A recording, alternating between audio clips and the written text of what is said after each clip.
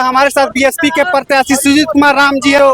Rally था, इस rally को रोका गया है और इनको थाना में इनको रोक करके इनका समय जो है उनको बर्बाद किया गया है। कहीं ना कहीं इनको विपक्षियों पे आरोप है। अभी हमारे साथ सुजीत कुमार राम जो आत्मापुर पंचायत के मुखिया हैं वो उपस्थित है। आपको बाकी सारी जानकारी आपको बताने का प्रयास करेंगे। अभी आप पैदल जा रहे हैं, क्या जा रहे हैं? मेरा गाड़ी सब घेर के थाना में रख दिया गया है। जो परमिट का गाड़ी है वो जब्त कर लिया गया है।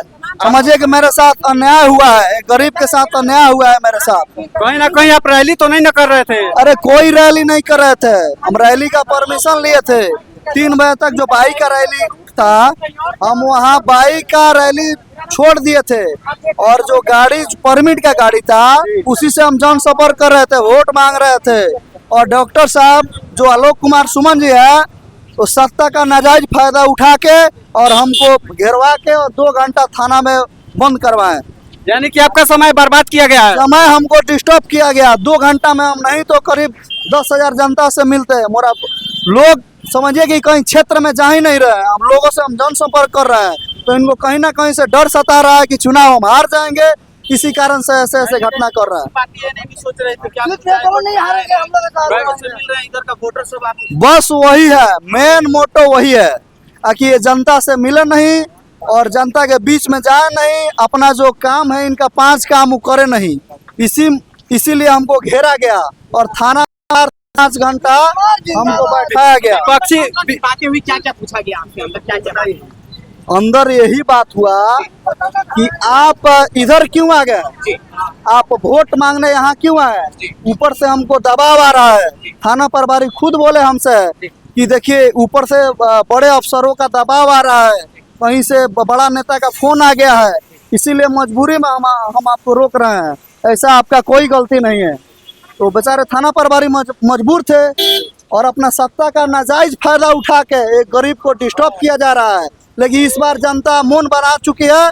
इस बार बदलाव का लहर है, बदलाव होगा हर एक स्थिति में। कहीं ना कहीं प्रशासन अपना तानाशाही दिखा रही है आपके साथ। वही हो रहा है मेरे साथ। तानाशाही नहीं रहता तो हमको थाना में बैठाया जाता, नहीं बैठाया जाता। बिना मतलब के, बिना कोई कसूर का क्या हम ऑर्डर किए थे, क्या किए थे? मेरा परमिशन था। आपका गाड़ी भी जब्त हुआ है? गाड़ी भी जब्त कर लिए हैं लोग। पैदल हम जा रहे हैं, खुद गाड़ी नहीं है मेरे पास।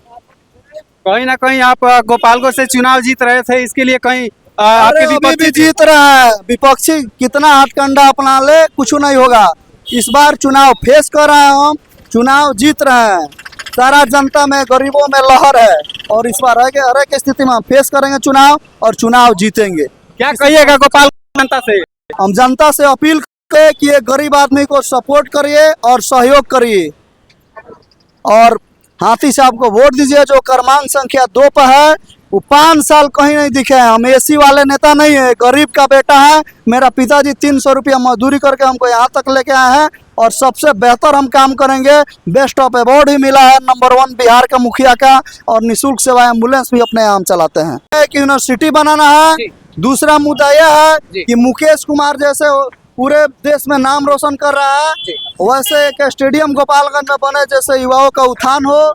तीसरा मैनिफेस्टो ये है मेरा कि जहाँ सरकारी जमीन है, जहाँ खाली पड़ी है, वहाँ कल कारखाना लगाया जाए जिससे युवाओं को रोजगार मिले। दूसरा ये चीज की चौथा मुद्दा ये है कि जैसे सिवान में बड़े गाड़ियों का ठहराव रह रहा है वैसे गोपालगंज में बड़े गाड़ियों का ठहराव रहे।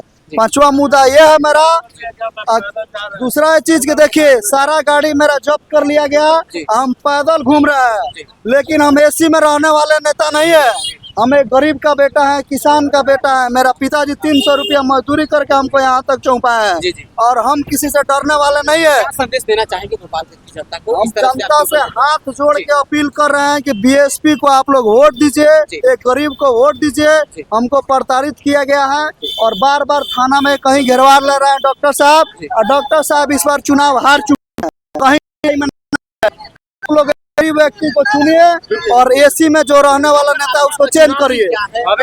मेरा चुनाव चिन्ह हाथी छाप है जो कि 2 नंबर। तो चलिए, सुजीत कुमार थे गोपालगंज के भाजपा के सांसद प्रत्याशी जी का गाड़ी जब्त कर लिया गया है। कहीं ना कहीं प्रशासन की तानाशाही है, इसका निष्पक्ष जांच होनी चाहिए। आपकी क्या राय है, आप हमें कमेंट करके जरूर बताएं। तब तक के लिए जय हिंद।